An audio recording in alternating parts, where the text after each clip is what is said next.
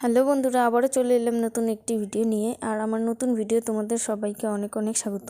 অনেক দিন পর ভিডিও করছি, জানি না কেমন হবে। তো খারাপ হলে ভালো হলে তোমরা কমেন্টে জানিও।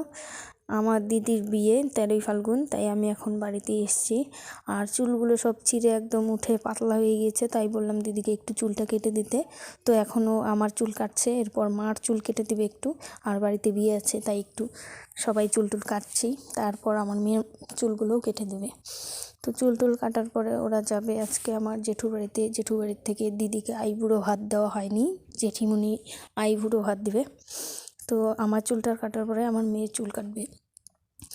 তো আমার চুলটা কাটা শেষ, তারপর আমার মেয়ের চুল কাটছে।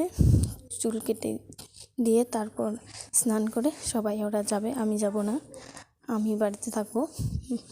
মা, বাবা, দিদি আর আমার মেয়ে যাবে।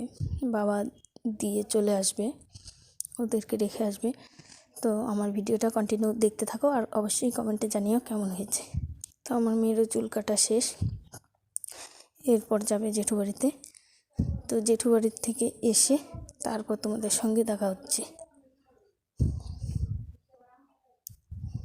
তো জেঠু বাড়ি গিয়েছিল সবাই, মা, দিদি আর আমার মেয়ে।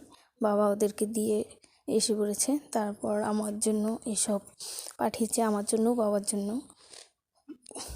তো এইসব আয়োজনই হয়েছে। আজকের ভিডিওটা কেমন হয়েছে তোমরা কমেন্টে জানিও। আর সবাই সুস্থ থেকো, ভালো থেকো।